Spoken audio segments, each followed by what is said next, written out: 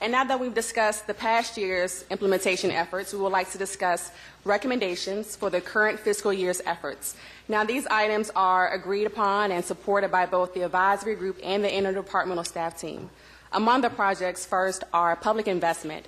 The 4 Mile Run Park expansion still has some additional improvements that needs to be made to it, totaling $200,000. That project is currently unfunded, and staff is seeking funding for that.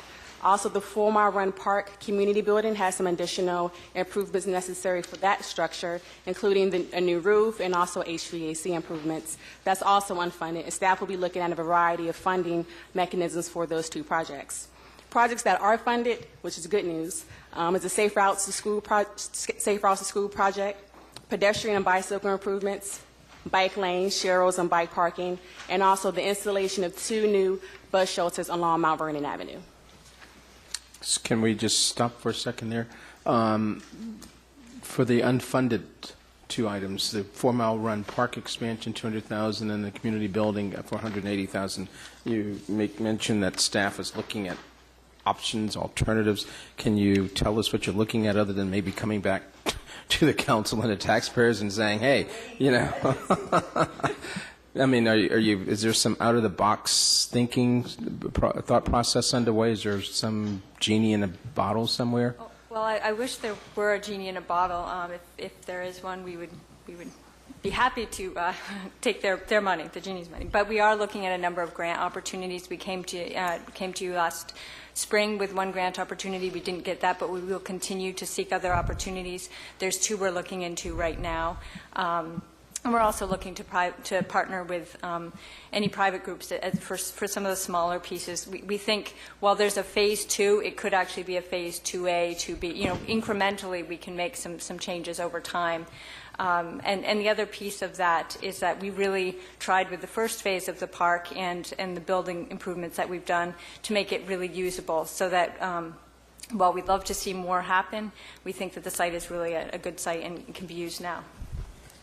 Mayor, the $180,000 that's unfunded, that's going to be used for air conditioning and heating and the roof, isn't that correct? That $180,000, yes, that's an estimate for the new roof and HVAC, which was recommended by the advisory group last year. The problem is that you can't just hold a fundraiser for a roof and for air conditioning and heating. Doesn't have quite the pull that you might need for something like that.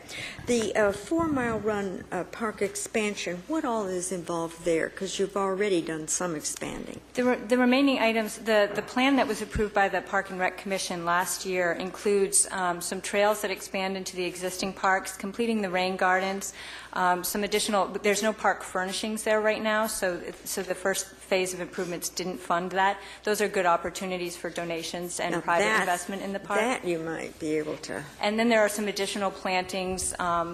So there are really elements, again, that can be phased over time. I thought you were talking about more land that you were going to try and purchase, and I was going to say, I don't think so, because I didn't know where it would come from. Mr. Finn. Farrell, fill us in. I know we have a long list of projects that we'd love to get done down there, and I know we approved the Mount Vernon Village Center recently, and I know some proffers came in with that. Is there any activity on the big corner parcel there at Mount Vernon and Glebe, and then also the older apartments that are there? I know there was some discussion about possibly redeveloping those over time, and just from the Beauregard plan that we approved recently, the amount of proffers that came in from that. So can you give us a quick overview on where we are with those 2? Well, we do meet periodically with the property owners and ask them what it would take to get